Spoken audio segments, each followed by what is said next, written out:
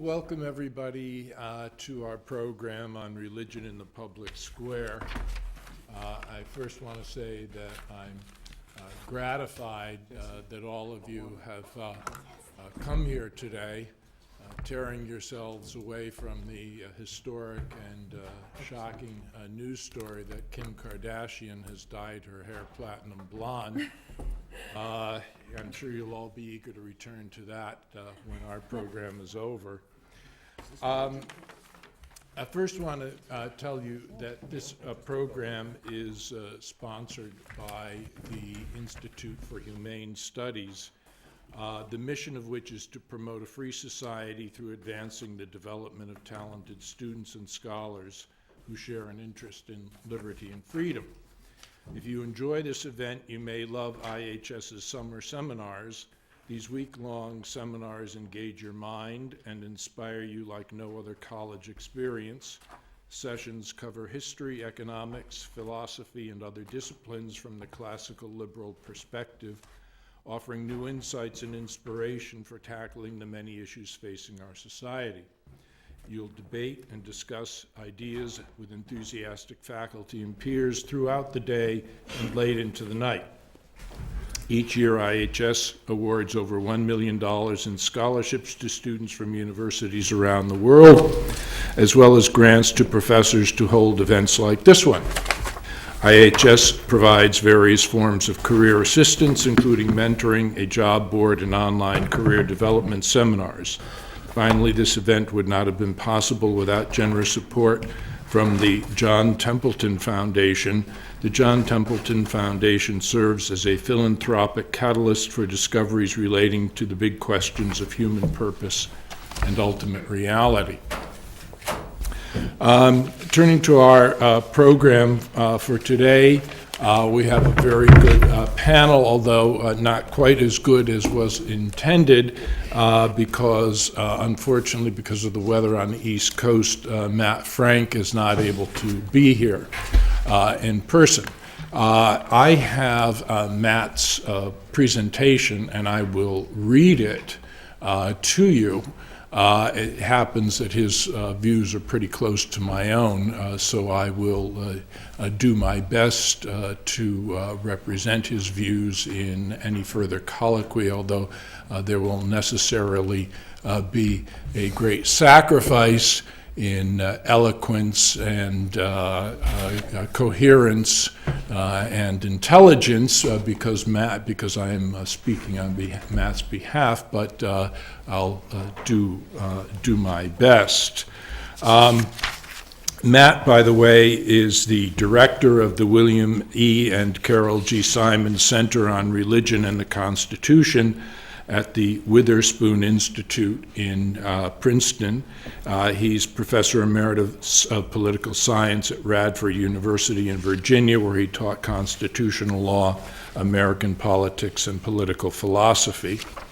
The other two members of our panel are Robert Talese, who is professor of philosophy and political science and chair of the philosophy department at Vanderbilt University. He specializes in contemporary political philosophy with particular interest in democratic theory and liberalism. And finally, our own Jessie Hill, who is, and I think this is her first event in her capacity as the Ben C. Green Professor of Law, and she has also just been named the Laura Chisholm Wait a second, let me get it here. Laura Chisholm Research Scholar for the entire university, which is a great accomplishment on her behalf. And finally, David Forte of Cleveland State, Cleveland Marshall, Cleveland State University. And David, I'm sorry to say I don't have your title here. You are? I'm just another pretty face. Okay, professor of law, who is a scholar of constitutional law and of natural law. Again, since Matt Frank is not here, I am going to read his presentation, which I will do now, and I will then be followed by Professor Hill, Professor Talise, and then finally Professor Forte, and then we'll have some colloquy among the speakers, and there should be plenty of time for questions, comments, and discussion from the audience. Professor Frank's presentation, The Unreasonableness of Secular Public Reason. I want to state and defend three propositions. The first and easiest is that the Constitution does not enact Mr. John Rawls' political liberalism. Legal scholars will recognize my salute to the famous line of Justice Holmes in Lochner against New York, that the 14th Amendment does not enact Mr. Herbert Spencer's social statics. That is to say, it is a category error to attribute to the Constitution, via, for example, the clause of the First Amendment, the Rawlsian strictures regarding public reason and comprehensive doctrines, especially religious doctrines. It is encouraging to read in a 2010 paper by Professor Talise that, in discussing whether strictly religious reasons are ever sufficient to justify coercive law, he thinks constitutional concerns regarding public expressions of religiosity are beside the point, for his argument is conceptual and ethical, not legal. Still, the suspicion lingers that for other advocates of justificatory liberalism, the crafting of a constitutional norm is precisely the desired result of their philosophy.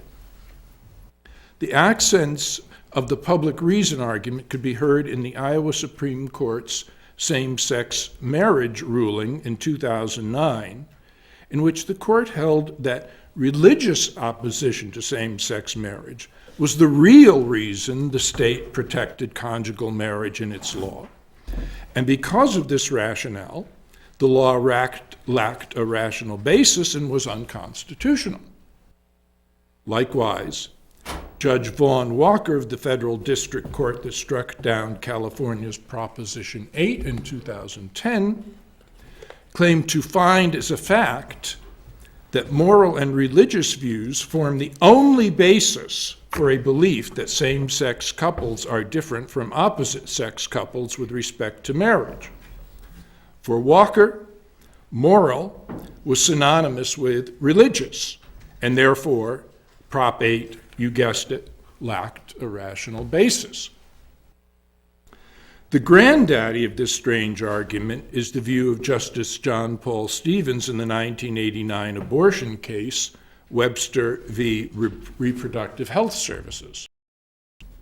Stevens preposterously argued that a Missouri abortion law lacked any secular purpose for the legislative declaration that life begins at conception and that conception occurs at fertilization, which happened to be two uncontroversial scientific facts.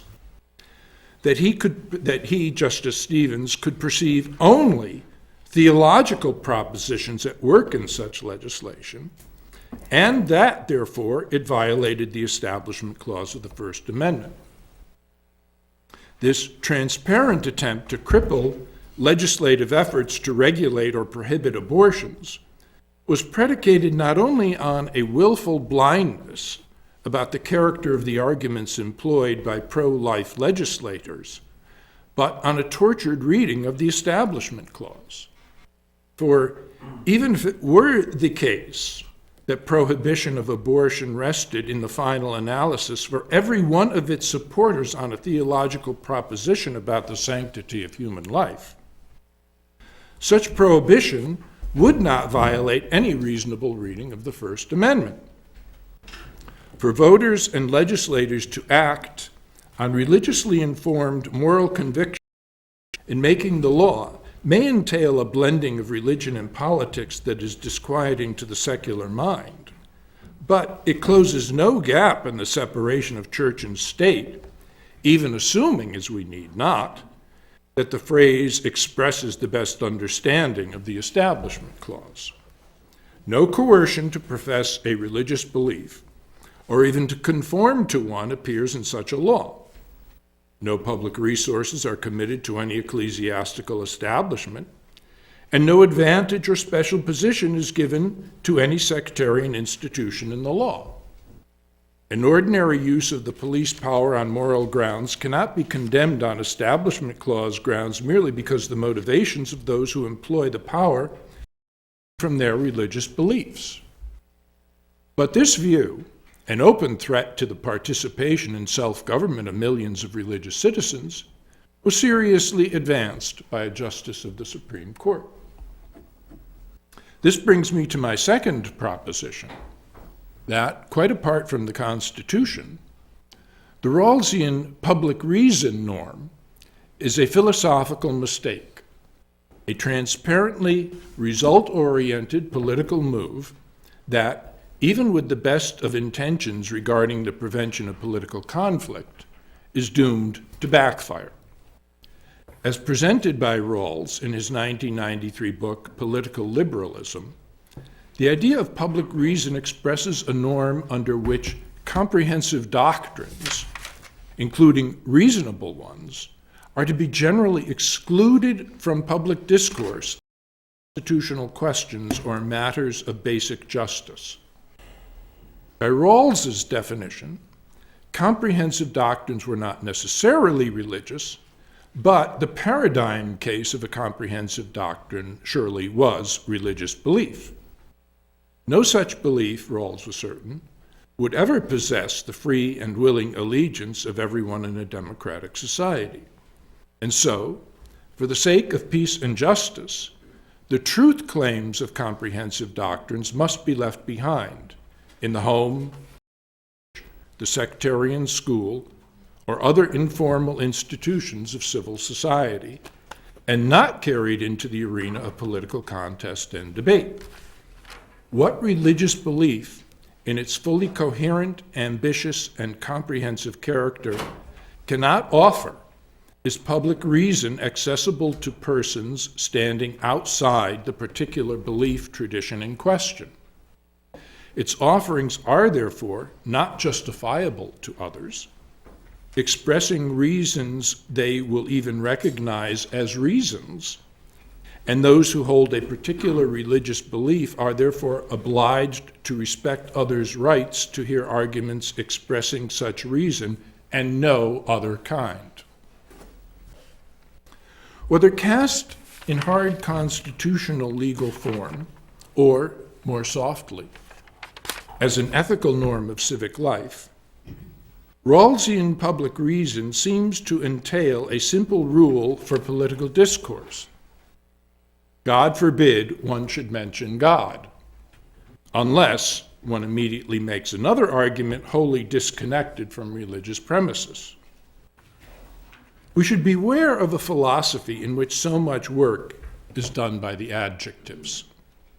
Rawls's repeated insistence on the public character of the reason employed in public discussion should make us stop and ask, what is the opposite of public? It is the private.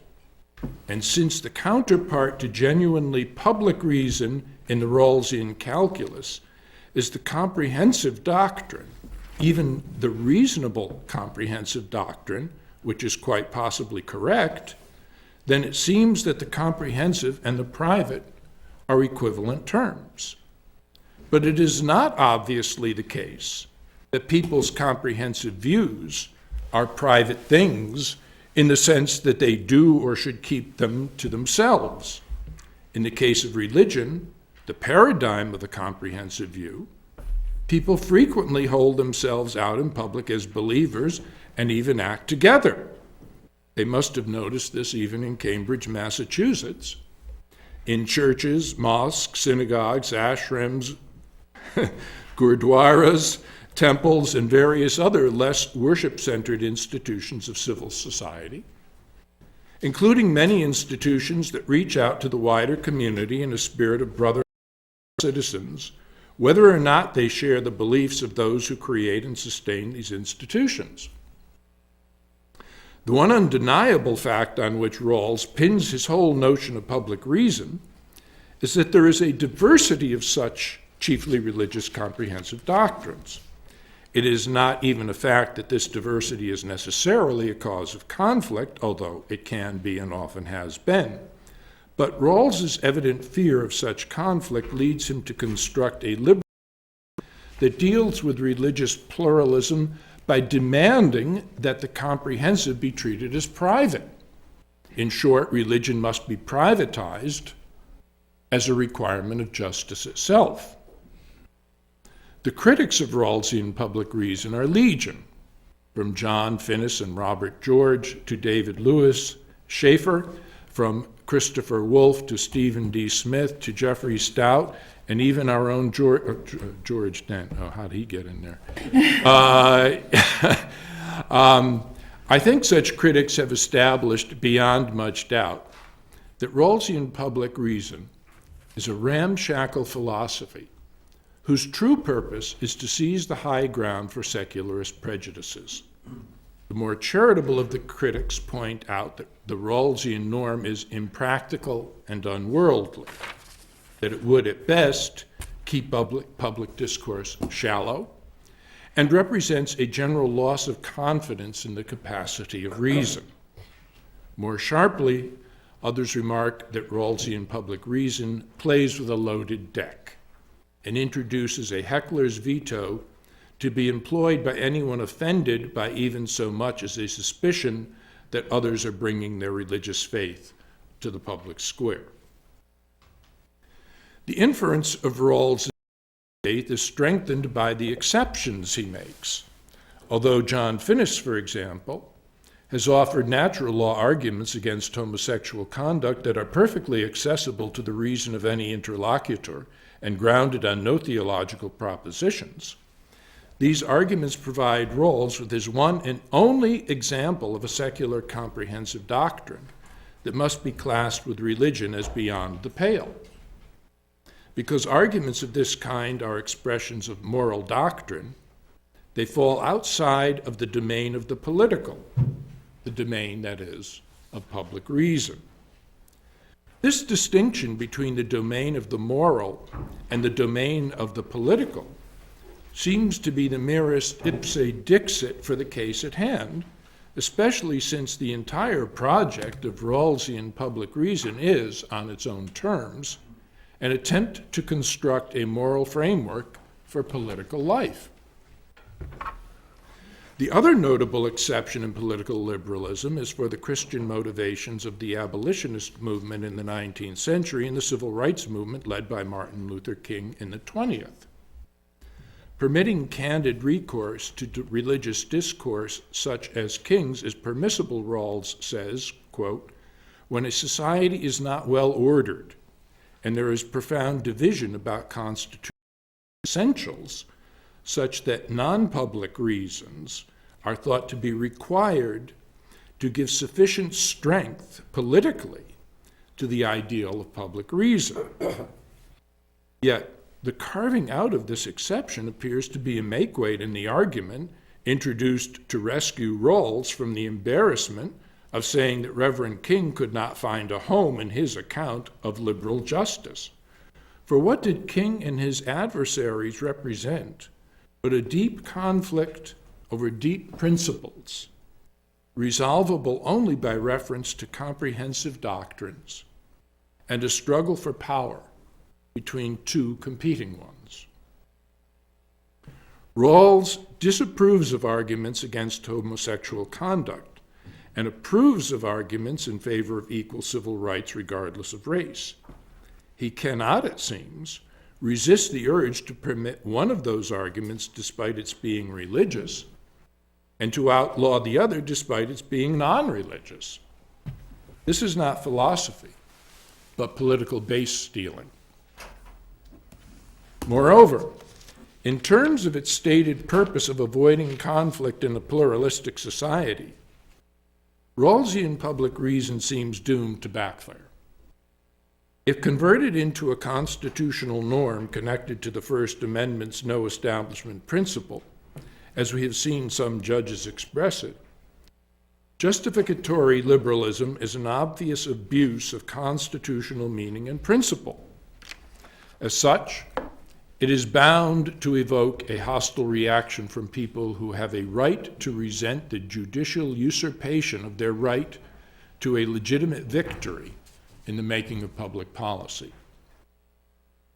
If offered, on the other hand, as an informal norm of public debate, Rawlsian public reason is more likely to engender conflict than to reduce its incidence.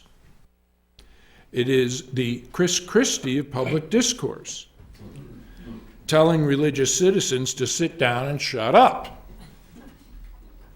Rawls himself says that liberty of conscience is one of the constitutional essentials in any political order, liberal political order.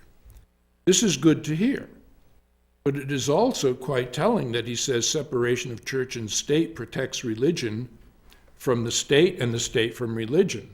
It protects citizens from their churches and citizens from one another. This is separation with a decidedly secular bias, and fails to give liberty of conscience its widest latitude, such as religious persons would typically claim for themselves, namely, the liberty to be active in the world as a witness to faith in word as well as deed. There is something else worth remarking about Rawls's political liberalism. It was decisively rebutted by a better book 9 years before its publication, The Naked Public Square by Richard John Newhouse. Since Newhouse, too, wrote of an obligation religious believers have to translate their most religiously inflected arguments into reasons that people of other dispositions are willing to accept, some readers have seen no great difference between his view and Rawls's. For Newhouse, the idea of public reason is exactly what Rawls denied it was, a modus vivendi for a diverse society in which various religions and non-religious views interact in democratic decision-making. In his reply to a reader who mistakenly saw an affinity with Rawls, in fact, Newhouse said exactly this, quote, "Part of the kingdom of God, it is probable that we can at best arrive at a kind of modus vivendi that will not satisfy the intellectually fastidious." Newhouse did not argue that comprehensive doctrines are, by virtue of being comprehensive, therefore suspect or incapable of being made accessible to others by the translation of which he spoke, and therefore, under an interdict that requires their privatization. Newhouse's argument was exactly the reverse. Democracy needs its comprehensive doctrines in the forefront of citizens' consciousness, or else the state becomes its own totalizing comprehensive doctrine. Quote, "A perverse notion of the disestablishment of religion leads to the establishment of the state as a church." I have already made some progress towards stating my third and final proposition, that there is no compelling reason of principle for religious citizens to refrain from employing religious discourse in the public square. They must, of course, reason together with their fellow citizens in order to persuade others of their policy views. But if their major premises, so to speak, are theological, there is no harm done, so long as their policy conclusions can be reasonably embraced by others who have different commitments. I am struck by the arguments I read on behalf of justice and liberalism, which typically describe each public policy view as having a univocal reason in its favor or motivating its supporters. There are two problems with this account. First, there is typically a great diversity of perspectives behind especially the most controversial policy views. A few months ago, I attended an international interfaith colloquium in Rome in which representatives of 14 distinct faith traditions joined together to state the argument for marriage as the conjugal union of a man and a woman, a prima facie case for there being a rational basis for such an argument if I ever saw one, since these religious leaders agreed about very little regarding truly ultimate questions. Second, the attribution of a strictly religious reason or motivation to a policy view offers an incomplete account of how people actually reason in public life. Beliefs that may be called strictly religious or theological typically supply only a major policy conclusion.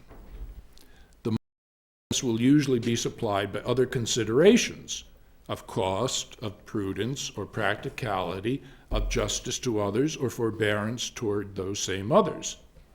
Even "thou shalt not kill," for example, is not itself a principle that by itself can lead straight to anything in public policy, not even a coherent homicide law, without intervening minor premises that will tell us when, how, and with regard to whom the principle will be applied.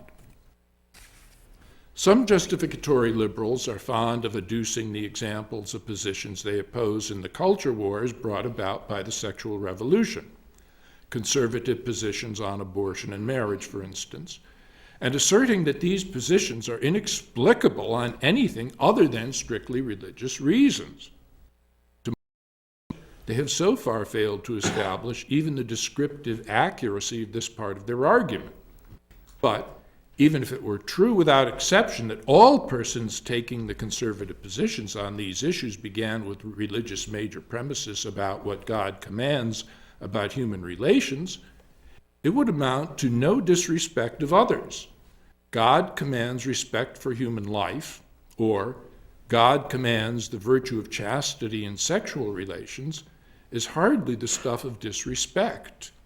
It's an invitation, the beginning of an argument.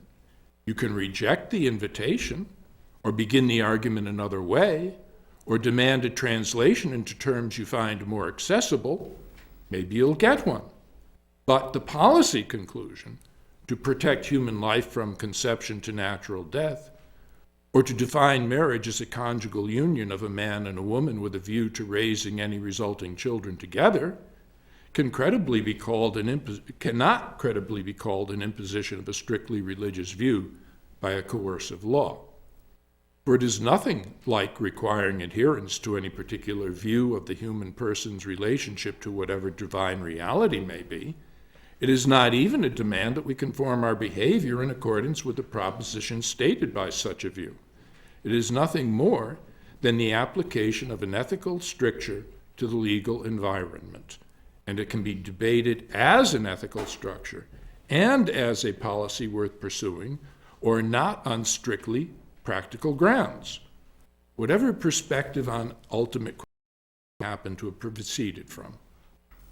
As Justice Robert Jackson said over 70 years ago, freedom to differ is not limited to things that do not matter much. To close down debate with a "that's strictly religious" objection is, in fact, the opposite of liberalism, and there is no justification for it. Thus, Professor Frank. Professor.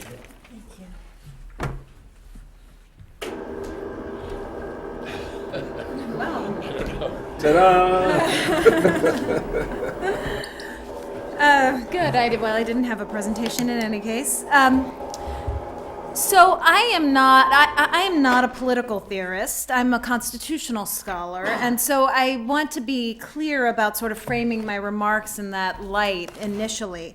I'm not a Rawlsian. I am sympathetic to some of the Rawlsian viewpoints, but I'm not an expert in Rawls, but I am going to mention some of the ideas because they are kind of weaving their way through, I suspect, all of our remarks.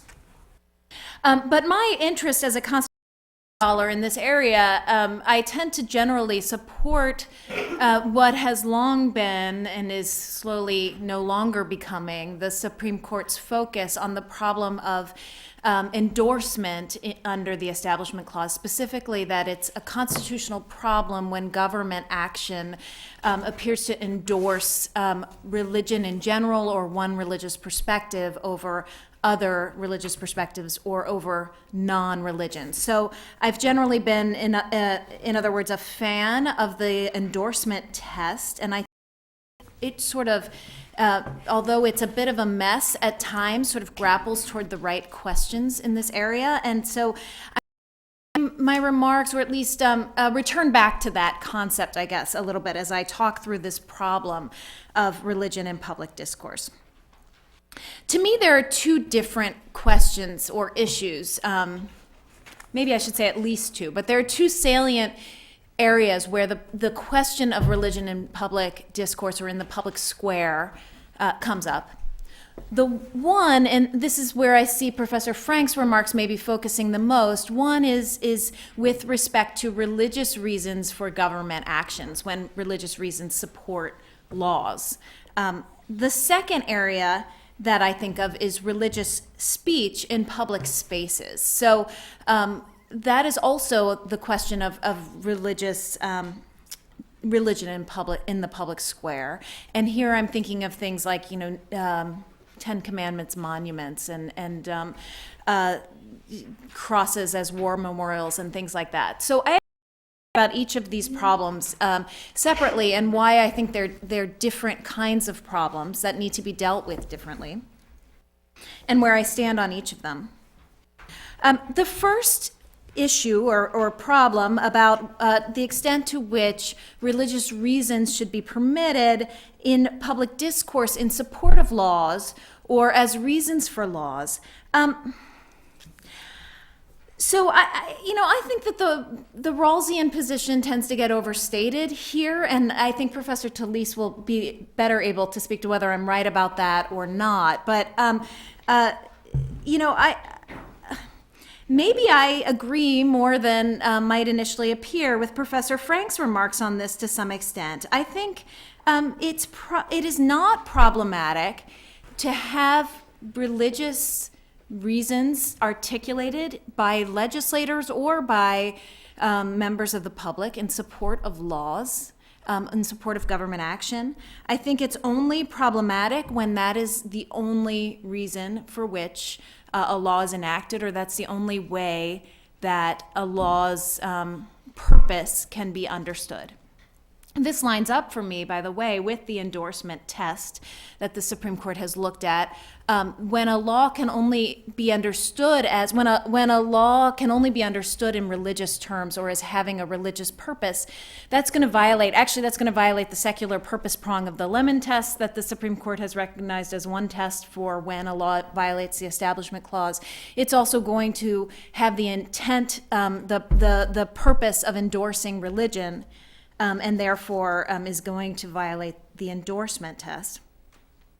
So I think that the thought process here, as I understand it, and again, this is my inevitably more superficial understanding maybe of the Rawlsian mindset, but the government has a monopoly, right, on the use of coercive force, on the legitimate use of violence. Government can coercively deprive you of your property or your liberty, throw you in jail if you violate the law. That being the case, it should never act only for religious reasons, for reasons that are only going to be intelligible and acceptable to people who share that set of religious beliefs. So if it can't articulate a secular justification, a reasonable secular justification for a law, of course you shouldn't be subject to the law because you may not share those religious viewpoints. So really, again, I kind of am sympathetic to the view that as long as the reasons are intelligible to non-religious persons or translatable into non-religious terms, that they're perfectly fine as a reason, as a basis for the law. I also agree that religious discourse is valuable in debating laws, in debating public action, that it's important and worthy. As Professor Frank's remarks noted, the anti-slavery movement and the modern civil rights movement both heavily relied on religious reasons and religious discourse. Really important legislative action that was also acceptable on secular grounds. I don't think people should be forced or required to dissimulate their reasons for supporting government actions. And I think that it is, it's another part of discourse. It convinces people, it can create common ground. Religious discourse can.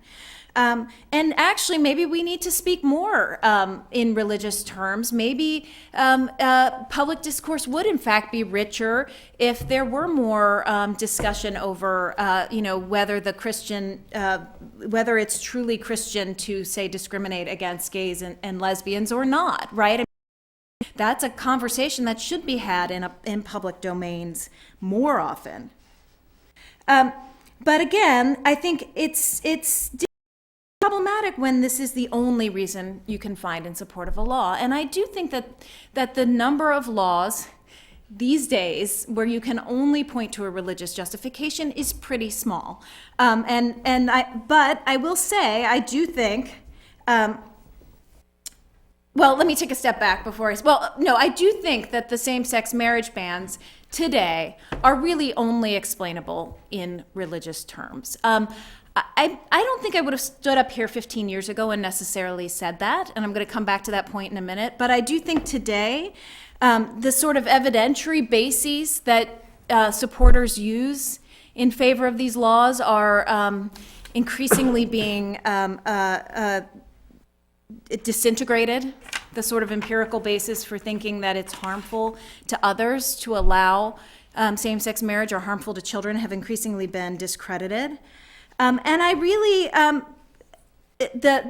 it seems, my sense again, and is that the opposition to same-sex marriage bans is pretty much exclusively religious, among religious individuals who seem to oppose them for reasons that I find completely unintelligible, except in religious terms. I have to confess, the Robert George and John Finnis argument, which is grounded in natural law, which to me is essentially another religious discourse, is I honestly can't make heads or tails of it. And to me, I think that's maybe I'm just missing something, and someone can explain it to me, but no one has yet.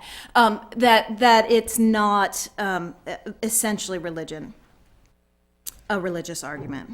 I think also some opposition to early abortion laws like the heartbeat bill that's being considered in the Ohio legislature, that currently that would outlaw abortion from the moment the heartbeat is it can be heard, is those sorts of bans possibly also only explicable in religious terms. If you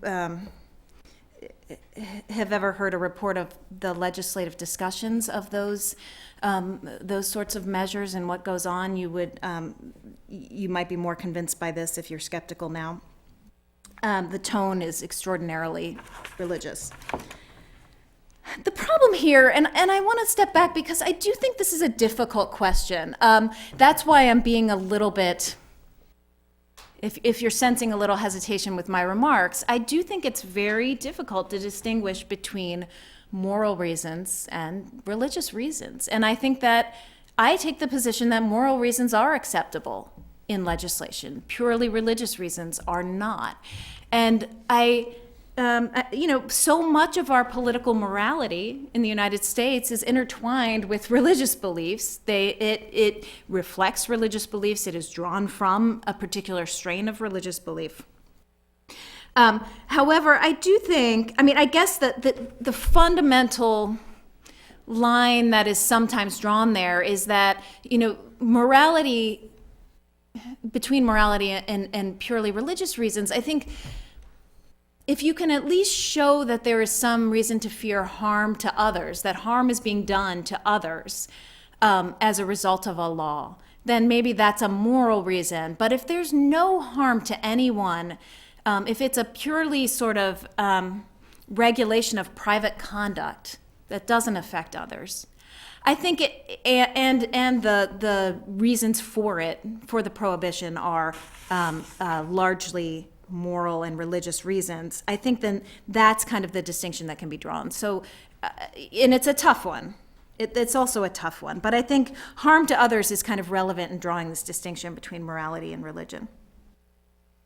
The classic example, though, that undermines that is that always comes up is think about animal cruelty laws. It's hard to find a basis for those laws that isn't basically a moral basis, but it's not a religious basis. A lot of people oppose cruelty to animals that don't oppose it for religious reasons, and it's not. Those are not laws that outlaw actions that cause harm to others, to other people. Right. So that's a difficult case. And so I say that as a way of kind of undermining my own argument. I recognize that it's hard to draw this distinction. So to sum up kind of my remarks on that piece, I actually tend to have myself a fairly inclusive and open attitude toward religious reasons in public discourse.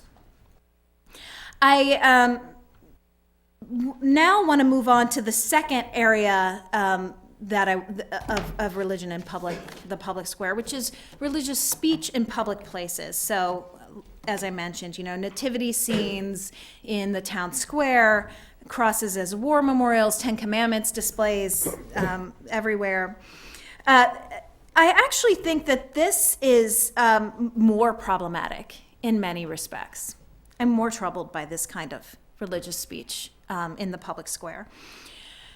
And I think it's different. I think sort of context is everything here, and I want to come back to that in a moment. I think that the traditional approach, the Supreme Court's traditional approach here, again, has been to say, does this religious speech that is in some way official religious speech, so it assumes some sponsorship by the government, whether because in a public square or because the speech is in itself is government owned or is somehow supported by the government. The question the court asks is, does that government endorsement of religion? I think that's the right question to ask about these cases. I think that the Supreme Court is moving away from that approach and becoming much more formalistic in these cases, which I find problematic. But I think the endorsement question is the right one here, and I think it's more difficult here than in the other context. I think that these sorts of religious instances of religious speech in the public square are more likely to endorse religion for a couple of reasons. First, usually, actually, almost by definition, this kind of speech occurs in a space that is limited, that cannot accommodate every speaker and every viewpoint that wants to get in there. Public discourse, on the other hand, is not so limited, right? There's really no limit on sort of public speech in support of a law, especially if we're not just talking about legislators' views, if we're talking about supporters' views as well. Everybody can speak.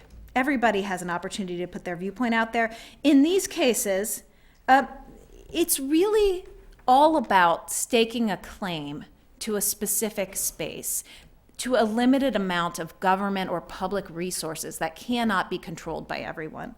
So I think it's more problematic when that space is controlled by only one viewpoint, often the dominant religious viewpoint. I think the other way in which this issue is different from the first issue we've been talking about is that with religious symbolism and religious displays, the government action is all about sending a particular message. It is purely symbolic activity that is geared toward saying something. You put a symbol up to say something. That's what a symbol does. It's pretty much all a symbol does. That's not the case with laws. So laws regulating, discriminations in the civil rights movement, public accommodations laws, right? They may send a message about a certain set of values that we have as a country, but they do a lot more than that. They ensure equal access. They have a point for individuals that's beyond just the sort of symbolism of them. They ensure equal citizenship to individuals. But symbols don't do that. Symbols just send a message. And so I think that with laws, since you can find a number of messages and the message isn't really the point behind them, we just don't worry as much about the endorsement side of just laws that aren't symbolic. Whereas, again, we have to really focus on the message, since the whole point of the government action is the symbol context is to send a message. So evaluating the purpose of the government action and the message it sends is sort of the same thing in that context. And finally, I mean, again, I think that these cases tend to present, and again, I think from the constitutional perspective, the cases around religious speech in public spaces like Ten Commandments and crosses as war memorials and so on, tend to present themselves as cases about exclusion rather than as problems of inclusion. So the first set of issues around religious reasons in public discourse to support laws is really a situation talking about whether religious reasons should be included. There's really no reason we can't include everyone's reasons. Whereas the religious symbol cases increasingly are presented as cases about excluding someone who either literally has tried to get their monument or their speech included in a public space, or who feels who gets a symbolic message of exclusion from the fact that there is one symbol or one religious perspective that's presented as the official one. So I think there's a problem of exclusion, in other words, that presents itself here when we're talking about occupying a public space with religious speech that just does, and again, partly because of the limited space and limited resources and the inevitable role of the government in choosing speakers, there's a problem of exclusion of minority religious viewpoints, of non-religious viewpoints, that doesn't necessarily happen in the domain of public discourse in favor of laws. And I think it's increasingly, I think it's problematic. I'll just add this reason. I think we actually need to look more askance at that kind of public religious discourse than the first kind. And that I just want to urge us not to create a sort of false equivalence between these two kinds of problems. I think that, again, there is this unique sort of concern about sending a message of exclusion that occurs when we're talking about religious symbolism and religious speech in public spaces. That doesn't occur when we're talking about including religious speech in discourse in favor of laws. I don't think that these are the same kinds of things. If religious speakers or religious citizens are concerned about not being able to enact laws that are based solely on religious concerns, that would be the equivalent to being to objecting to dominant religious symbols in public spaces, in my view. So in a way, I guess what I'm saying is, in either case, it's problematic if there is one religious view that is to the exclusion of all others. And that can happen in either of these cases, but it's only likely to happen in public discourse in favor of laws when really that's the only reason that you can find to explain the rationale behind a law. So I think I've sufficiently outlined my views there. Someone else can go ahead and outlaw them. So I'll sit down. Thank you.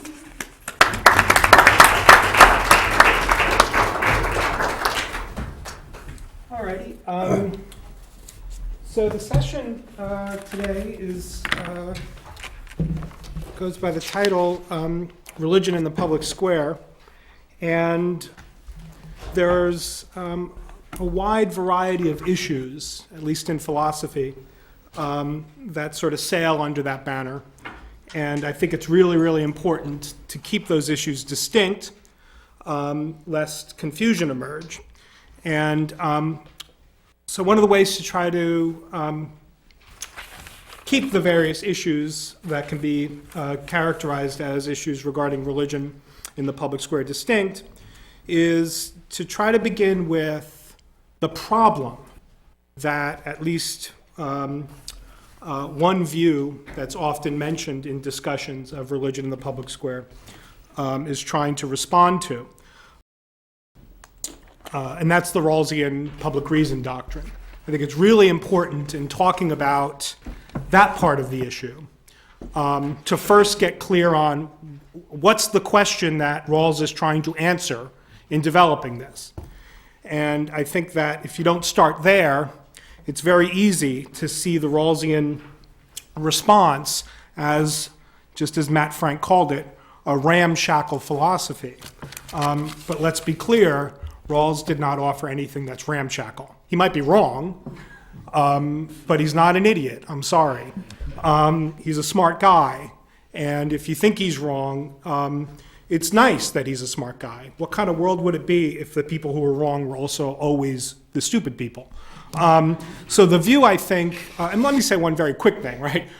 In philosophical circles, I'm usually brought in as an anti-Rawlsian, and in non-philosophical occasions, I find myself often playing the role of the Rawlsian, because I think Rawls might be wrong again, but he's better than some of the criticisms that we heard from Frank's paper suggest. So let me start by just trying to sort of sketch a view of why somebody in his right mind would suggest a doctrine that raises the possibility or makes the suggestion that religious believers have to mute their commitments when they're talking about politics. I mean, on the face of it, that does sound crazy, worse than ramshackle perhaps. But I don't think it's hard to see what might lead somebody to say something that sounds prima facie at least preposterous.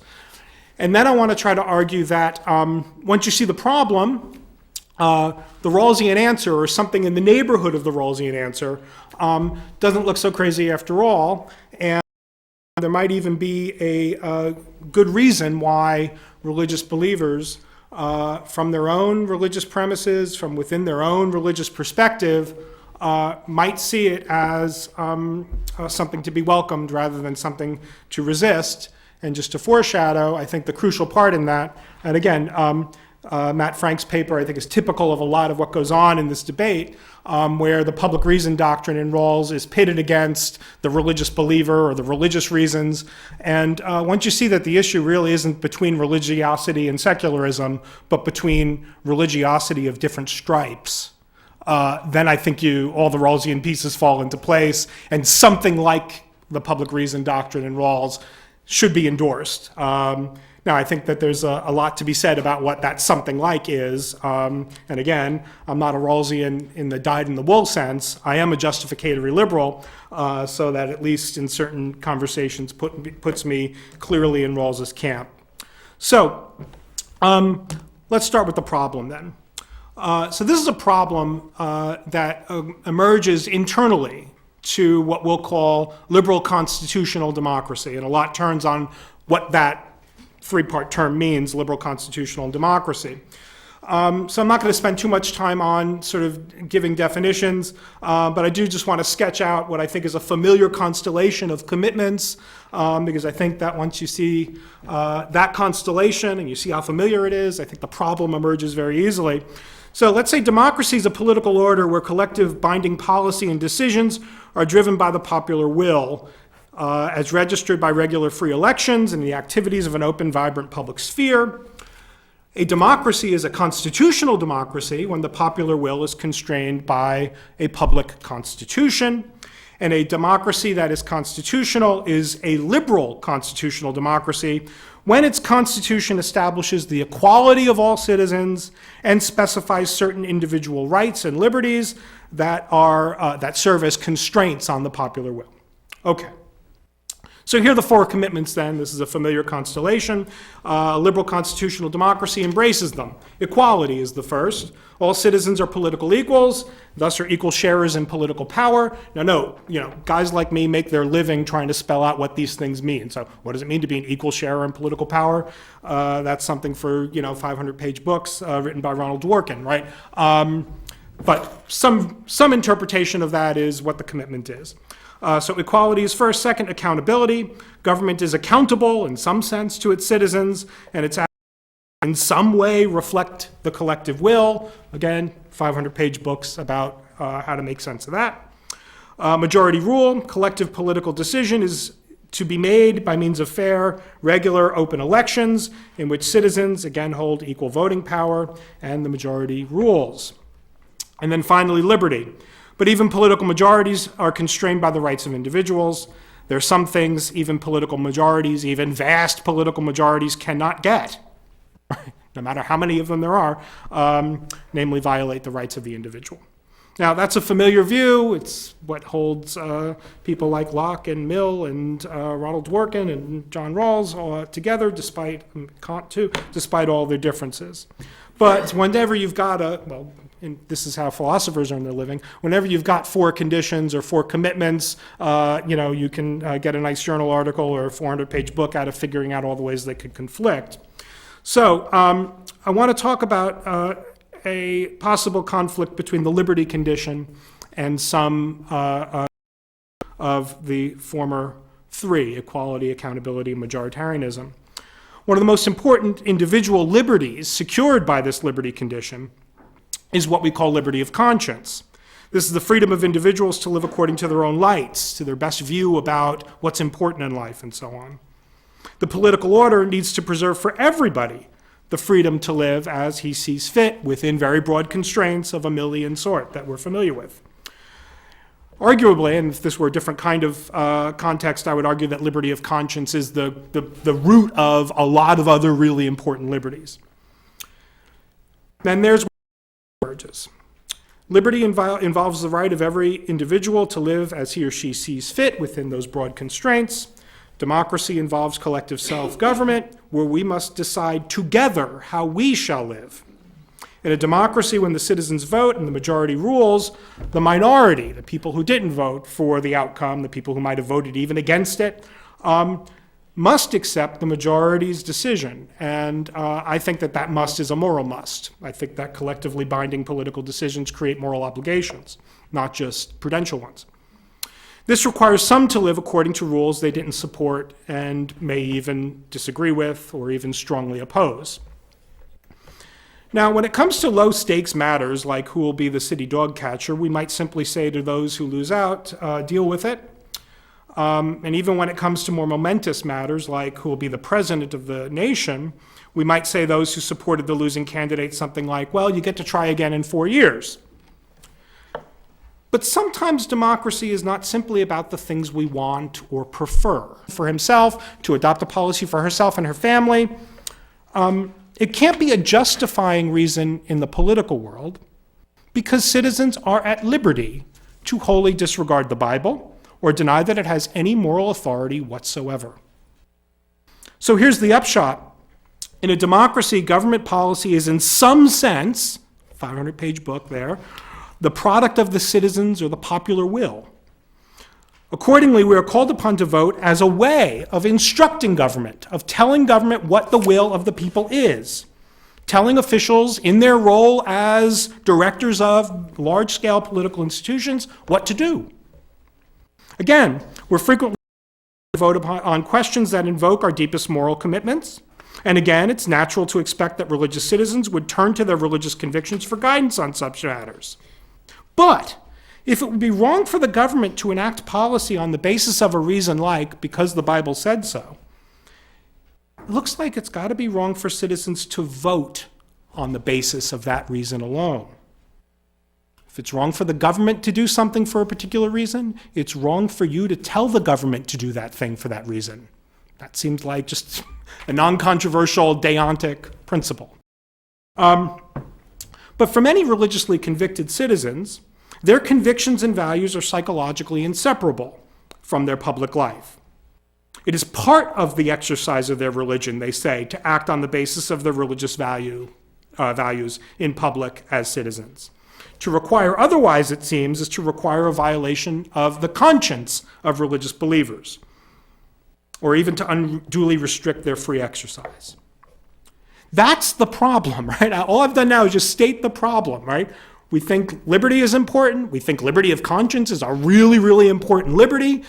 We think liberty of conscience is really, really important. Of course, we're going to expect citizens to appeal to their consciences when they're deciding how to act as citizens, but it looks as if the equality and accountability conditions are going to have to put some constraints on what could count as a good reason in politics for getting the government to do something. Accountability calls for government to act only on certain kinds of reasons, namely ones that can be widely shared among democratic citizens, but liberty entails citizens to live according to their consciences, which are often most centrally informed by religious values that cannot be widely shared. And living in accordance with one's conscience often means living according to one's convictions. So in order to meet the accountability condition, it looks as if democracy has to violate the liberty condition. It must tell some citizens that their deepest views about justice and the right are irrelevant for purposes of citizenship, or are to be bracketed for purposes of citizenship. But otherwise, in order to satisfy the accountability condition, democracy must require some citizens to violate their consciences. That also seems unacceptable. So the Rawlsian project, and a lot of the project of subsequent liberal democratic theorizing, is supposed to, how do you solve this problem? And note, this is a problem of whether liberal constitutional democracy is possible, right? The answer is, well, there's no solution to this problem. Liberal constitutional democracy is not a possible political order, right? That's the issue. In fact, the Rawlsian view is just, how is it possible that there could be this kind of political order? It's a deeply philosophical point, because it's interested in the possibility of a particular kind of order.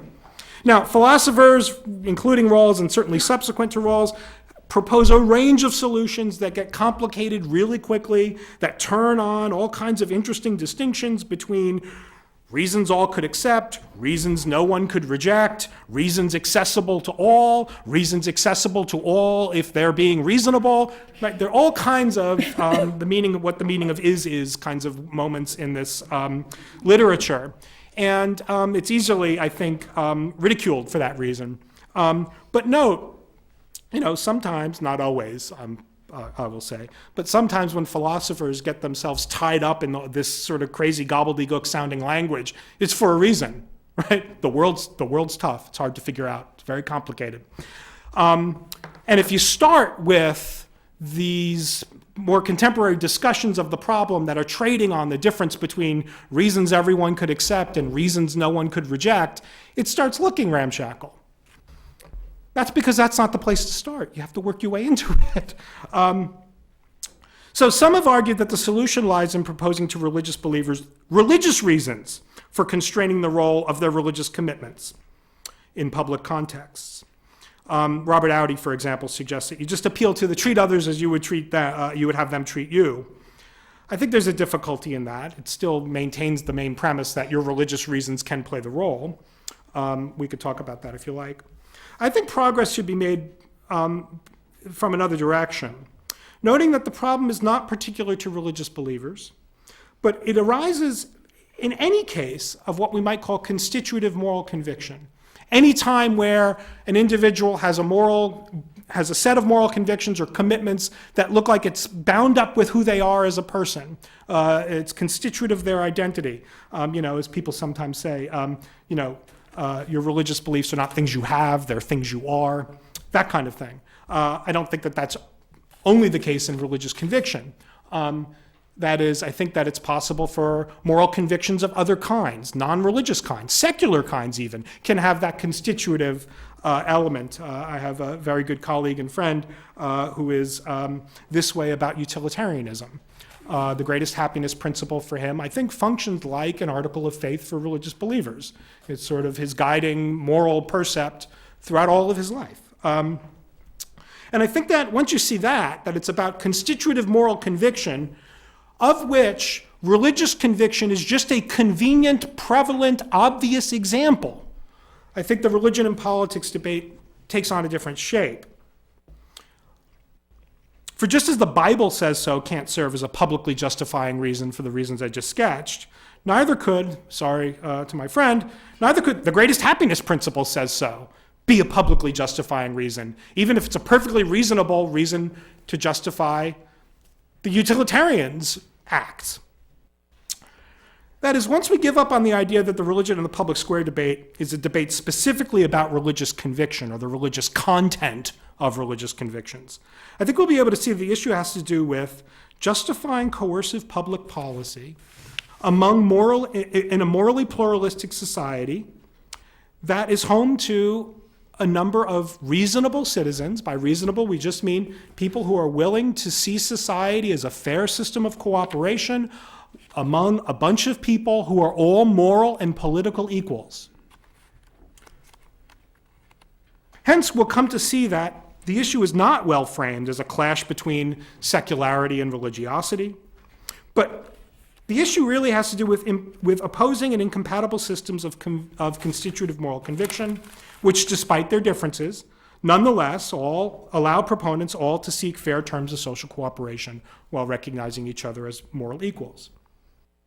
I think we get some traction in conceptualizing the problem in this broader way when we consider the need to make binding collective decisions among believers of drastically different faiths.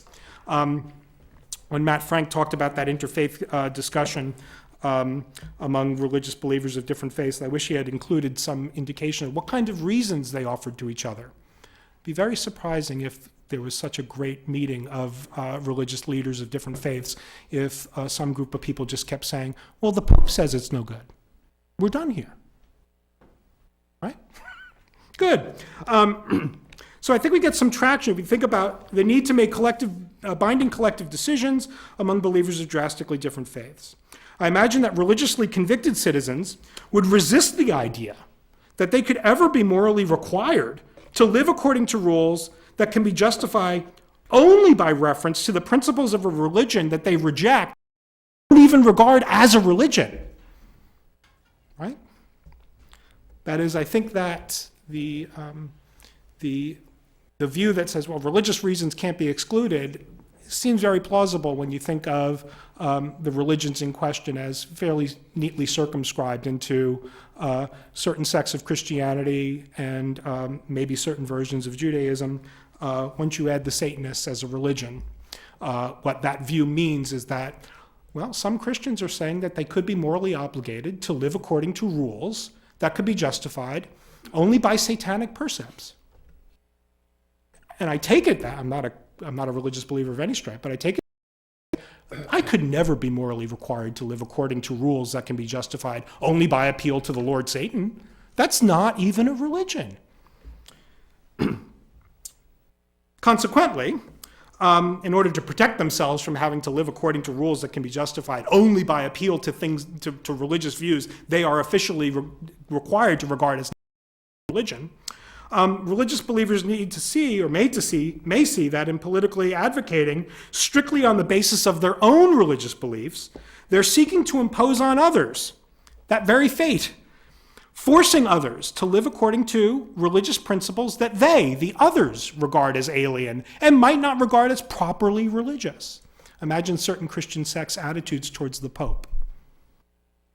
Now imagine someone saying, well, we're going to do it this way because the Pope said it. Certain Christians are going to say, the Pope is, that's almost as bad as living according to the satanic principles, right? Insofar as religious believers can recognize the democratic failure of a government that requires them to live according to alien religious percepts, they should be able to embrace the idea that the particularities of their own conviction should not serve as their only reasons for the political coercion of their fellow citizens. They should recognize the need for religious constraints. Now, that's a quick sketch of the public reason doctrine a quick sketch of the problem, and then a quick sketch of a broad range of views, all that are called public reason. That was not a particularly Rawlsian run at it. But these kinds of views are notoriously criticizable. But I think many of the stock criticisms of public reason views are based on the misconception that the public reason doctrine is aimed specifically at religious believers, as if public reason proponents were fanatical secularists demanding the elimination of religion. That's a caricature. The issue is not the value of religion, it's not religious speech, it's not silencing religious expression, it's not, I've got notes here, closing down debate, it's not admonishing people for mentioning God. That's not at all what's at issue here. It's not about religious and secular reasons or worldviews. Because, by the way, as I've mentioned, secular reasons can also fail to be publicly justificatory. Rather, the problem is an old one of justifying coercion among people who are officially to be regarded as equals. That is, we're failing if state coercion is simply some people pushing others around. That's the issue. And there are no easy answers.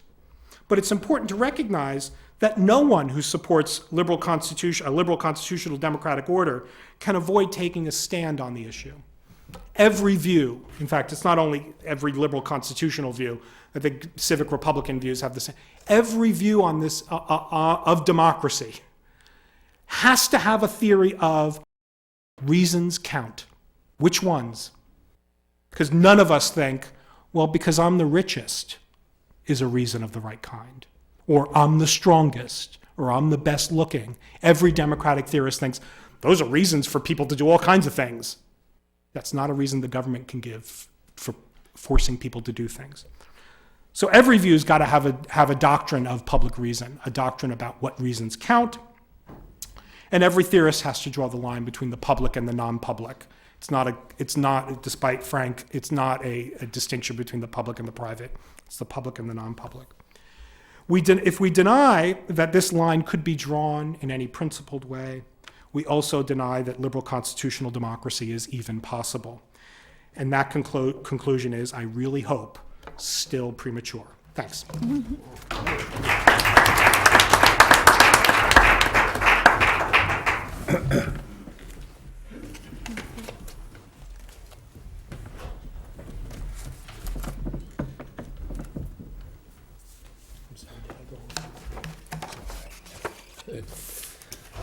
I believe Professor Talese has accurately stated that the issue is the broader one of public reasons for any coercive to a group of people regarded as equals.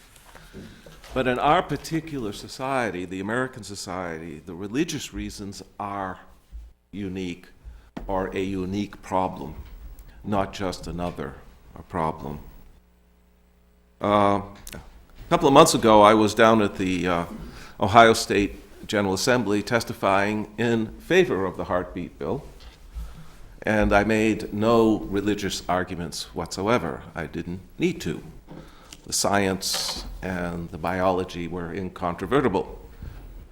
You should have been there. I got the report. I wasn't invited.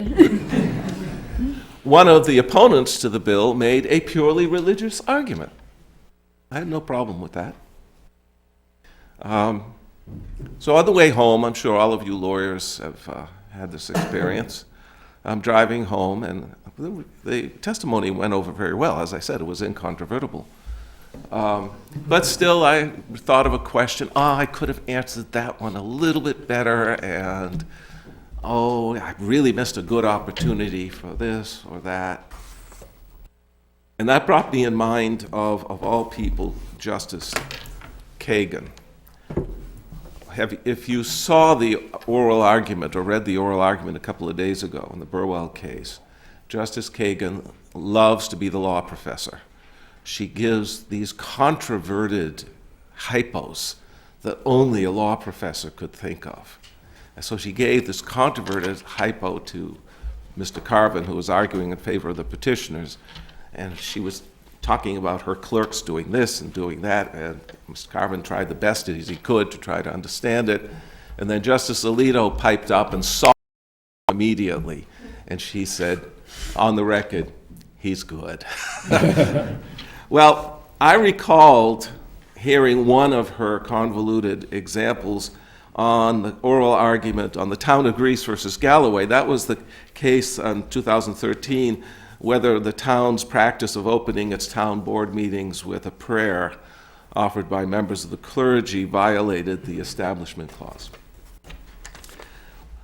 Mr. Hunger was defending the town. He stood up, made one paragraph, and here comes Justice Kagan. Mr. Hunger, I'm wondering what you would think of the following. Suppose that we began this session of the court, as we began the session of the court, the Chief Justice had called a minister up to the front of the courtroom, facing the lawyers, maybe the parties, maybe the spectators, and the minister had asked everyone to stand and to bow their heads in prayer, and the minister said the following. He said, "We acknowledge the saving sacrifice of Jesus Christ on the cross. We draw strength from his resurrection. Blessed are you who has raised up the Lord Jesus, you who will raise us in our turn and put us by his side." The members of the court who had stood responded, "Amen," made the sign of the cross, and the Chief Justice then called your case. What would you think of that? Well, the poor guy rolled back on his heels. And so I was thinking of that, actually lying in bed one night, and I finally said, I think, of course, I would have been totally nonplussed had I been standing there. I said, okay, this is the answer I would have given. But, Your Honor, we have already begun our proceedings with a prayer. The clerk, justices come in, recites the following. The Honorable, the Chief Justice and the Associate Justices of the Supreme Court of the United States, oh yes, oh yes, oh yes. All persons having business before the Honorable, the Supreme Court of the United States, are admonished to draw near. Attention, for the court is not sitting. God save the United States and this honorable court. It's a real prayer, meaning God preserve this honorable court. What's the source of that prayer? It's from 1 Samuel chapter 10, verse 24. See ye Saul, whom the Lord hath chosen, and there is none like him among all the people. And all the people shouted and said, God save the king. And then he went on to give the State of the Israel address. That God save the king was first used in the coronation of King Edgar in 973, beating the Magna Carta by 242 years. Although it has a royal provenance, such a prayer, I assert, is a necessary element in a regime dedicated to preserving the liberties of the people. For it acknowledges and affirms the limited nature of coercive Republican government. It is not mere ceremonial deism, a relatively recent phrase made up by Eugene Rostow when he was Dean of Yale Law School in 1962, and subsequently used calculatingly and wrongly by Justice Brennan and Lynch v. Donnelly to signify that, quote, these words have lost through rote repetition any significant religious content. Rather, as Professor Martha Nussbaum at the University of Chicago noted, ceremonial deism is an odd name for a ritual affirmation that a deist would be very reluctant to endorse, since deists think of God as a rational causal principle, but not as a personal judge and father. The phrase ceremonial deism arose in the 1960s, when the paradigm of strict separation of church and state was in legal ascendancy. And there had to be an excuse of all these references throughout our political literature to a personal and immanent God. But in fact, these many references to a present and superior God in our tradition are not mere rhetorical flourishes, but point to a necessary mythos for a republic. A republic's governing authority is in its nature limited. A democratic authority is not in its nature necessarily limited as it's rules by the will of the people, but a republic by definition is structured to be limited. A true republic respects religious speech, not just as a matter of tolerance, but because such speech represents a different authority from the governing power, and hence affirms the limited nature of the governing power. It affirms by explicit reference that the government is not the only game in town.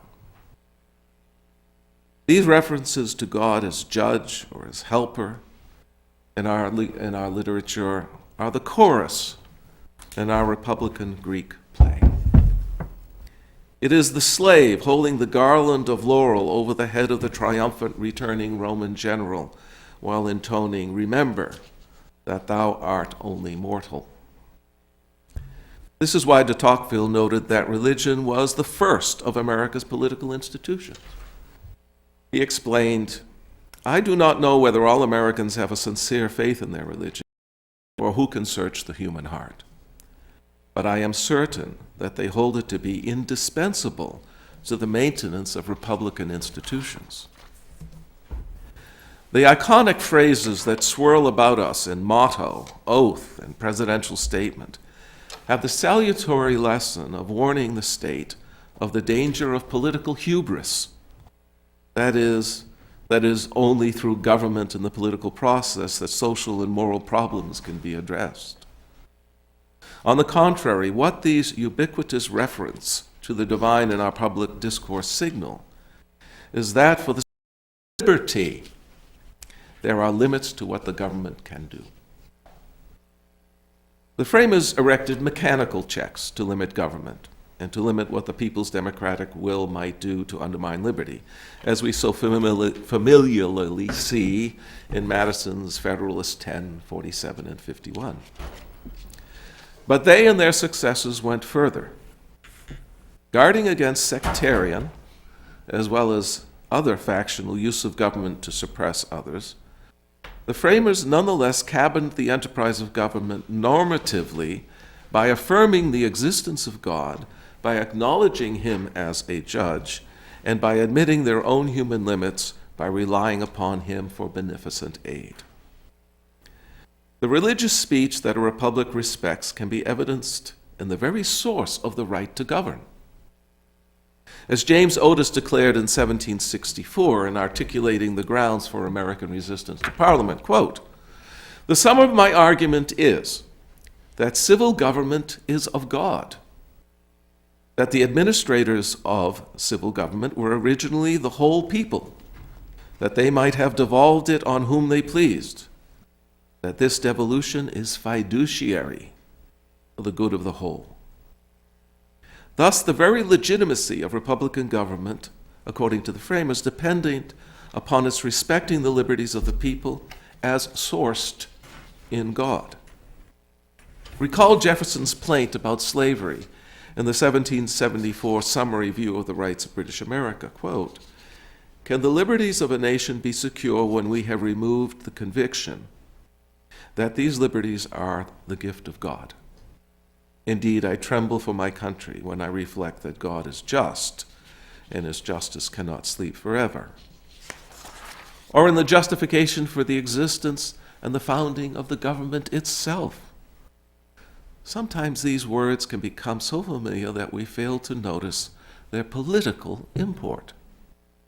We hold these truths to be self-evident, that all men are created equal, that they are endowed by their Creator with certain inalienable rights, that among these are life, liberty, and the pursuit of happiness, that to secure these rights, governments are instituted among men, deriving their just powers from the consent of the governed. Even after the Constitution went into effect, when we formed our first clear articulation of individual and corporate rights against the government in the Bill of Rights in 1789, Congress did so believing that their work would please God. As Donald Drakeman puts it in his definitive book, A Church, State, and Original Intent, quote, The first thing Congress did after adopting the Bill of Rights was to pass a resolution asking President Washington to declare a day of prayer and thanksgiving to God for bestowing upon the new nation such a fine collection of constitutional amendments. In fact, it is in the nature of man himself and his freely chosen relationship to God that government must, in its nature, be limited. As Madison declared in his Remonstrance, it is the reason of man to decide how to worship his God. And he went on, before any man can be considered a member of civil society, he must be considered as a subject of the governor of the universe. And let me break there. If there be a fault in the liberal justificatory project, I believe the fault is in presuming that all justifications for political power have to reside within the secular realm. For before any man can be considered a member of this liberal secular society, civil society, he must be considered as a subject of the governor of the universe. He's independent. And if a member of civil society who enters into any subordinate association must always do it with a reservation of his duty to the general authority, that is, to God. Much more must every man who becomes a member of any particular society do it with a saving of his allegiance to the universal sovereign. Thus, the very nature of a republican government, experience of it is, as our historical experience of it is grounded in the acknowledgement of the presence of another higher sovereign to whom individuals owe their loyalty and into which loyalty the government, according to Madison, has no right to intercede. But the framers of our republic went further. They actually placed the governmental institutions in the presence of this immanent divine power.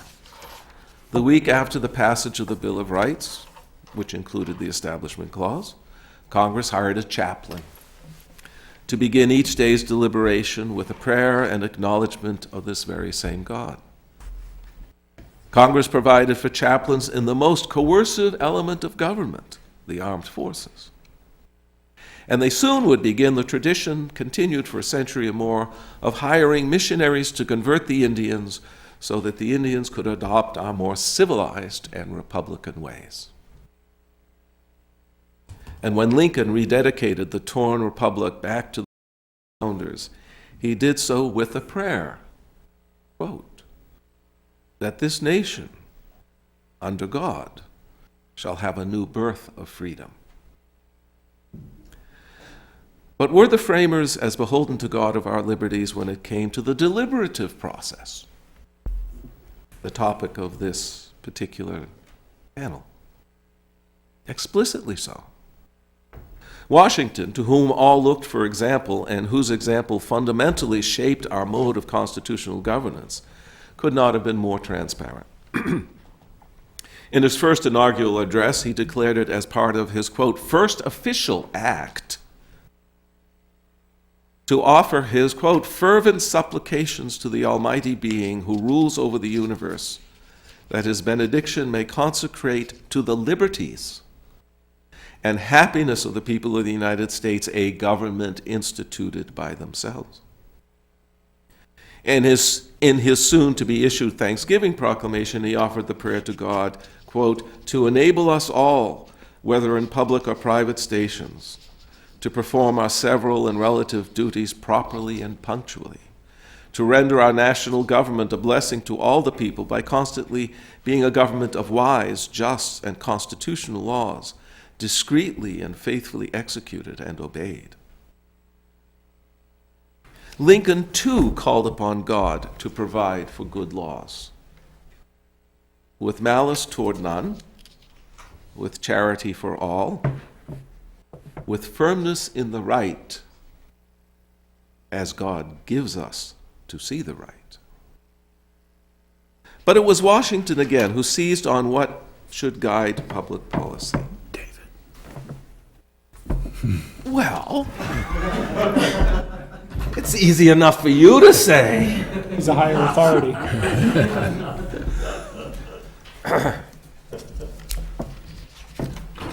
No, exactly, that's another thing. Okay. I actually only have another 2 pages, 1.5 pages.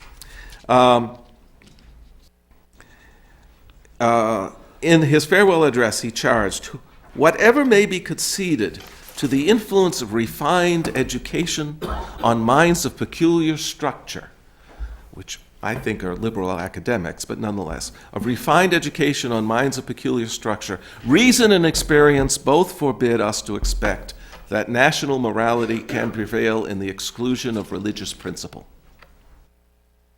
And when national morality breaks down, then the judgment of that beneficent governor of the universe can be terrible indeed.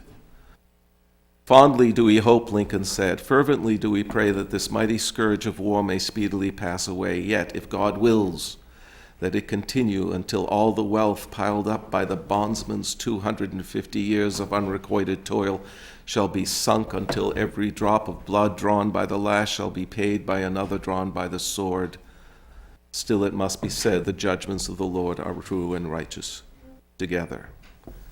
So today, when office holders take an oath, when they call upon God to help them fulfill their oath, or more pointedly in Ohio, when we add the doxology, not so help me God, but the more formidable, and so shall I answer unto God.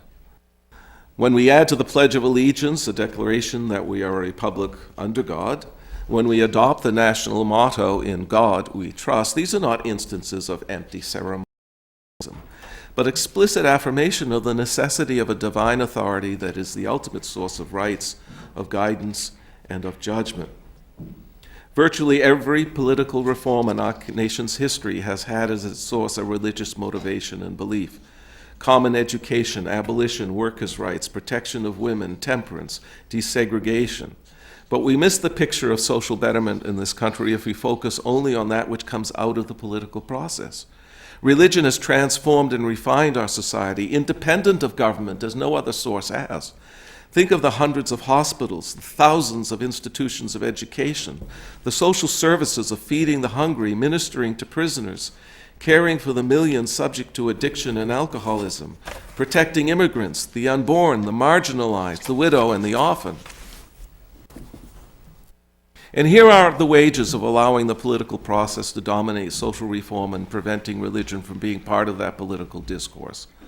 The social good that religion has in society at enormous cost and of personal dedicated sacrifice comes under attack. Catholic Charities of Massachusetts cannot offer its renowned adoption services any longer because it cannot in good conscience offer children to same-sex couples, even though the same same-sex couples have a panoply of other adoption services to use. So who is this God, for me to conclude now, that the secular state wishes to displace and keep silent? Hadley Arkes defines him this way. The God of the American founders was the God of the Declaration of Independence, the author of the laws of nature, including the moral laws. He was that creator who endowed us with rights, and he was not a local God of this tribe of Americans. He was the God of the Logos, of reason, the creator of that human person who was marked in his highest nature by the gift of reason. These consistent supplications to this particular kind of God is the one that instantiates reason as the source and conscience as the source of what it is we decide what should be public policy. And that religious voice, based on that notion of God, should never, ever be silenced to the detriment of the notion of our liberties, or else our republic will turn into a democracy. The will of the people will replace the independence and the liberties of the people. Thanks.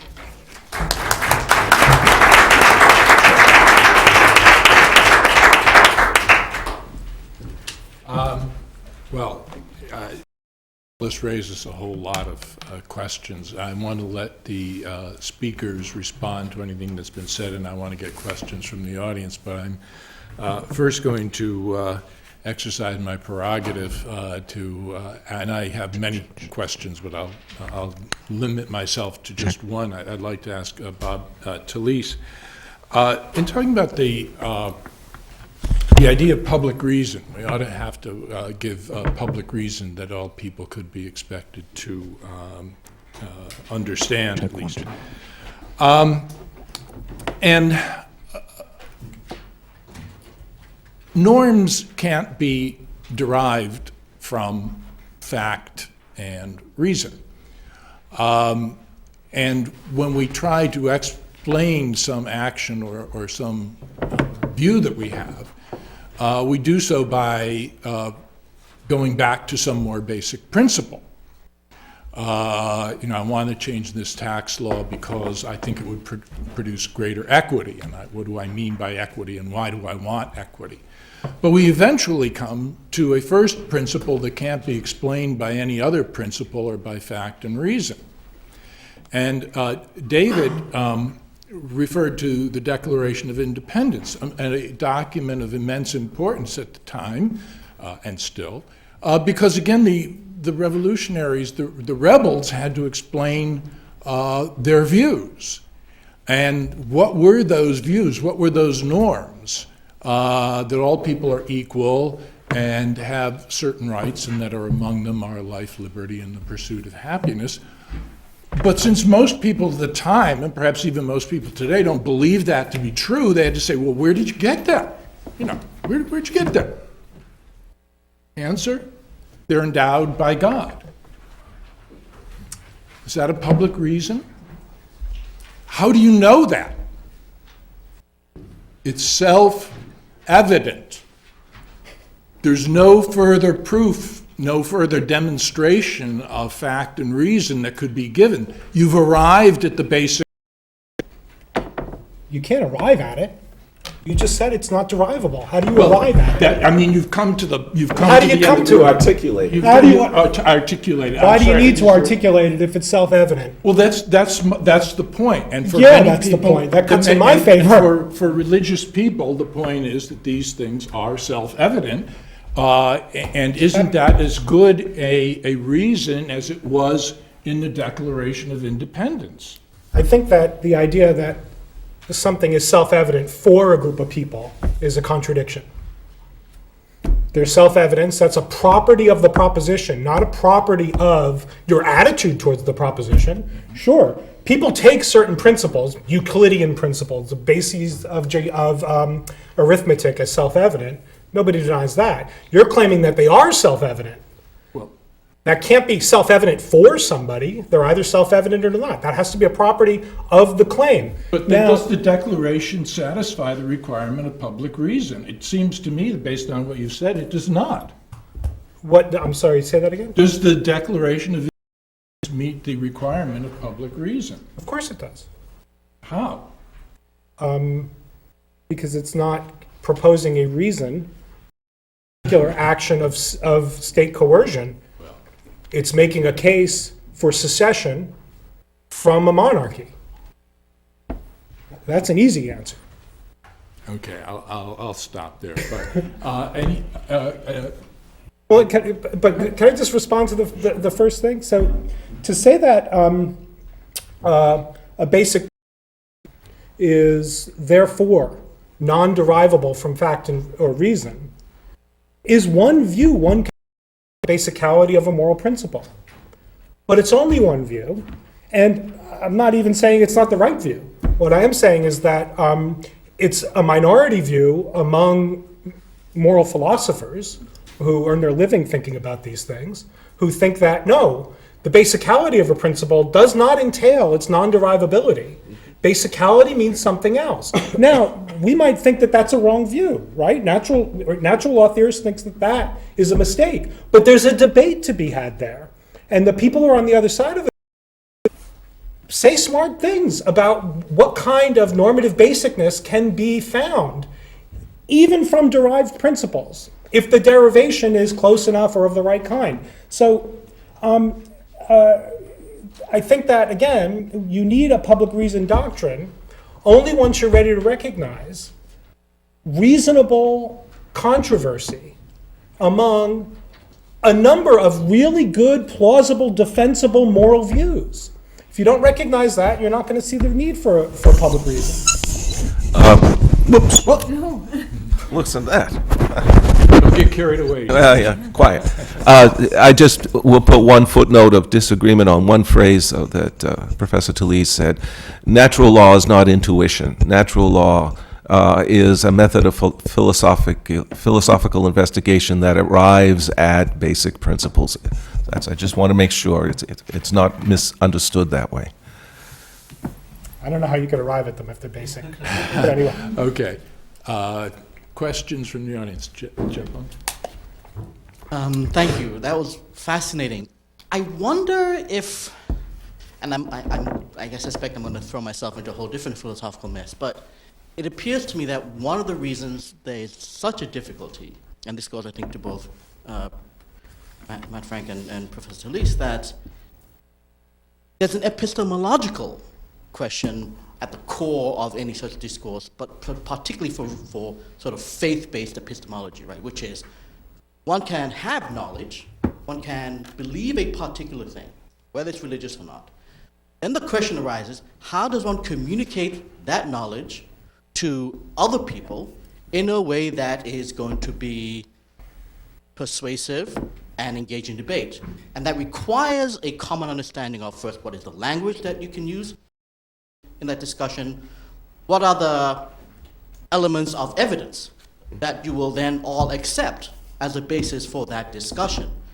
And the problem for at least a purely faith-based approach to epistemology is that that acceptance of what are the common elements of evidence cannot exist, right? Between different faith traditions, whether you're animist or Hindu or Buddhist or Taoist, right? Not just Christian, but all of those, right? That element of what are the acceptable elements of evidence don't exist, because if you're a logos-based tradition, there's a question. So I guess the question for me is, if you don't answer the epistemological challenge, how do you get to even the debate where you're having now, which is about the nature of the liberal democracy discussion, which I think is important about the existence of liberal democracy and that premise. But have we got a convincing response to the epistemological challenge here? I think that's directed to Professor okay. Talese, at least initially. Yeah, I'll be very quick. So I think you're right that religious epistemology is the theory of knowledge, right? Okay, so religious epistemology is what's sometimes called reformed epistemology. This is the epistemology of Nick Wolterstorff and Plantinga and Alston, who have a dog in the fight about religion in the public square. That's a serious challenge, but it's interesting in that the religious epistemologist recognizes that his or her epistemological view is reasonably contestable, right? And that's why Wolterstorff spends lots of time responding to critics. He finds criticisms of reformed epistemology intelligible. He thinks he can give arguments to people to show, at the very least, that reformed epistemology is a reputable view in epistemology. So how would that be possible? How would that dialogue about evidentiary standards, about epistemic matters, about the nature of epistemic justification be possible unless the reformed epistemologist, the religious epistemologist, and people who might have religious beliefs but their epistemology isn't faith-based, right? How is that kind of exchange possible unless there were shared standards of reason? So I think there are shared standards of reason. And I think that the religious epistemologist is somebody who makes a by the way, the best, if you're interested in this, the best book from the point of view of a religious epistemologist about religion and politics is Christopher Eberle's book, Religious Conviction in Liberal Democracy. That's a serious intervention here that it takes a long time to figure out, a guy like me to figure out what to say about. But that's a serious position. David Tran? Okay, so when I listened to Professor Hill, I had a question come to mind. So I think the thesis is the government should never act only on religious beliefs or on a religious basis. But the concern I have, or the question I have in that is, how do you define what a religion is and what a religious belief is? Because if you say a belief system which someone names a historic figure as a god or as a prophet, then, I mean, that's simple. But that's not always the case. So what if we don't call Jesus a god or Muhammad a prophet? We just say, well, a particular philosophy these are philosophers with good ideas. So there can be all sorts of things that can be religions. For example, if it's just a system of beliefs or faith or with a particular leader, then you can say that either, for example, Darwinism is a religion. Sure, it has some scientific bases to it, but it also has a lot of holes in it. It's still considered called the Darwin's theory of evolution. So it has a leap of faith in it. Certainly has, and so one could say that's a religion. Environmentalism is certainly considered a religion to many. And so you've got people say, well, you're worshiping the earth above people, and therefore that's a religion. So you can say, well, that's not a religion. But those who don't believe those things consider that to be a religion. So you can't say, well, it's not a religion. Well, those who other people believe it is a religion. So isn't the whole argument against allowing religion as a basis for law is just an anti-formal religion bigotry? Aren't those who say, well, we don't understand your religious arguments, isn't that just a form of religious bigotry? And certainly those who do understand religious speech regard the other people as bigots. And what about the people who understand the religious arguments but cannot understand those arguments made by the environmentalists about the sacredness of the earth and all those things? Well, those are religious arguments. Shouldn't those arguments that Christians believe by other parties as being, they don't understand them because they're based on some religious argument that they don't hold? So I think you've got a bigger problem. Sorry. Not a speech, a question. Sorry, so my question is, how do you determine what is a religion, and how do you deal with that? Right, thanks. I appreciate that. I mean, I acknowledge, and I think I acknowledged in my remarks, that it's actually a difficult question. I don't think it's straight, there's a straightforward answer. I think it is difficult to say, and particularly to draw the line between, in my view, like I said, religious reasons and moral reasons. And this is why I said that I think that this is actually a fairly narrow class of laws that are going to fall into this category. I think so I think it's certainly, if you can point to a law that cannot be justified without reference to a god, for example, or something that some religious leader has said, or some religious document, if that's the only way you can justify the law, that's going to fall into that category. Or if it can only be, so I mean, I think that there are certain things that we'd all agree are religious, even if there are certain things that we might disagree about whether they fall into that category. I think that this is, and maybe, again, Professor Talese would still weigh in here a little bit. I mean, I think this is the problem that the Rawlsian philosophy is getting around by speaking in terms of comprehensive doctrines instead of speaking in terms of religion per se. I mean, like I said in my remarks, I come at it more from the constitutional angle, and so we talk about the category of religion. There's no constitutional provision against the establishment of comprehensive doctrines, but I do think that the concept is similar, that that laws have to be at least justifiable in terms that can be intelligible and viewed as reasonable by people who do not necessarily share the same set of beliefs. And, I mean, and may there be environmental laws that don't meet those qualifications? I assume there might be, and maybe that's, that's something that Rawls would forbid. And, in terms of First Amendment doctrine, the definition of religion is fairly expansive, but probably still would not include environmentalism, as far as I can tell. But it's a very loose category. So, I mean, I acknowledge that it's a limitation, and that's why I suggest that there's a small category of cases that, or of laws that are going to fall into that category.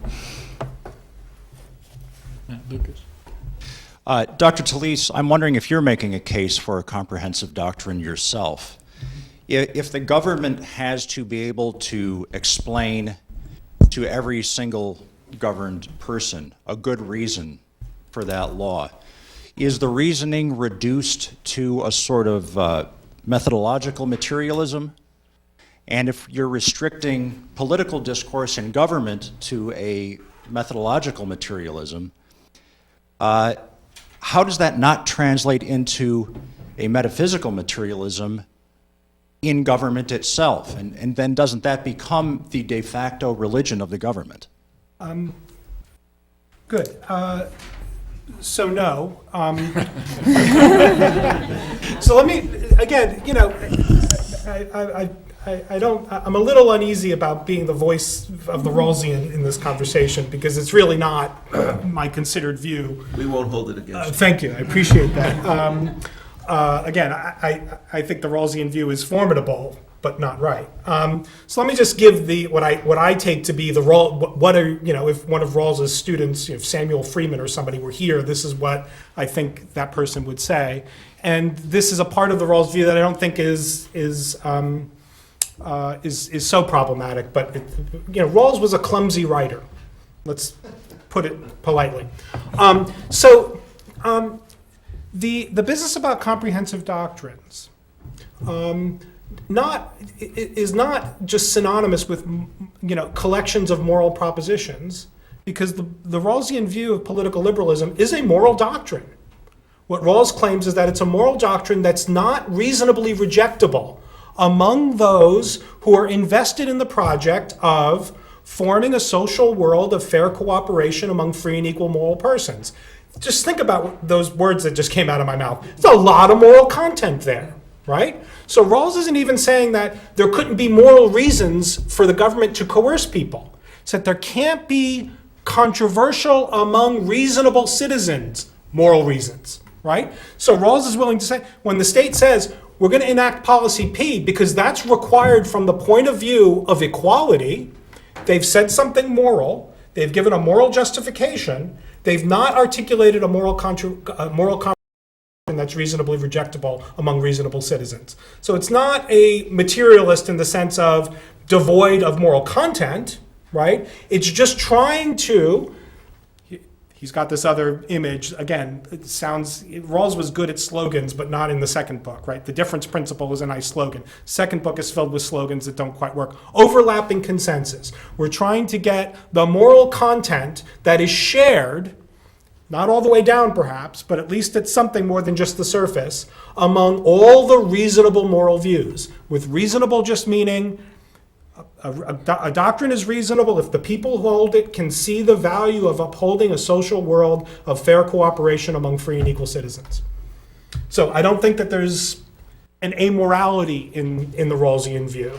It's just a constraint on what kinds of moral reasons are admissible. That help? We're supposed to wind up at noon, and I'm tempted to say, well, let's just keep going, except there's something at least quasi-coercive in that, since that means people then have to get up and walk out while the session is still going on. So I think what I'll do is say we'll take one more question, and then we will adjourn the formal proceedings, but of course people are welcome to stay to the extent that they can and are interested in doing so. Okay, we got one last question. Great. And first, just let me say thank you to the entire panel. This has been something I've appreciated very much. My question is for Professor Forte, although anyone who has thoughts can please join in. You mentioned an intriguing premise. Religion serves as a different authority, a check and a balance on the government. And without trying to go into a speech, I guess my question is this. By bringing religious arguments into the public sphere, does that not inherently risk that religion or God will lose its separate sovereignty? So, in other words, if the Supreme Court in a month from now hears arguments on same-sex marriage, including here in Ohio, or ban, and the respondents want to rely and say, well, there's religious beliefs underpinning this, is it a bigger risk to religion for the court to say, consider that, or for the court then to say, we are going to consider that and your God is wrong? Right. Okay, so Two things to try to answer that very quickly. The first one, which affirms your idea, I believe, along with Rick Garnett from whose arguments I think are very persuasive from Notre Dame, that the Free Exercise Clause, as well as the Establishment Clause, recognized a sort of quasi-sovereign independence of religious entities, which then, in fact, pretty much ruled much of the social space through the 19th century. And that's why so much of morality came through that. It came through them at the benevolence level and then filtered up through the coercive level of the state. And so when you get to the New Deal and the Great Society and the current administration, you move into the social space with coercive policies regarding certain goods that they want, they necessarily bump against the independence of the church, and you create religious conflict that you never, religious secular conflict that you never had before. So that's why I think these cases in which religious exemptions are happening are important if they affirm the religious independence of the religious entity within the society. The second point goes to the public reason, and that is there's a good article by a natural law theorist called J. Bushashevsky, in which he argues that almost every society is confessional to some extent. And we're confessional to the Logos God, because the Logos God gives us by which the notion of reason by which Mr. Talese can say we need public reasons. That's perfectly happy with this particular kind of God, which is our confessional God.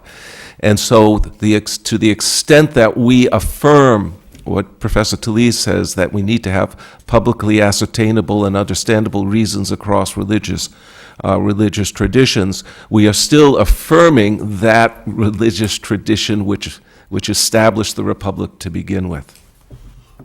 There's a harmony there.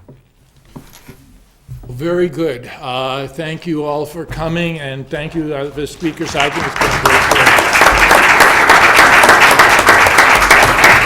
Did you send a copy around? I didn't. Could you send me? Sure, thank you. I will take anybody to lunch who is interested.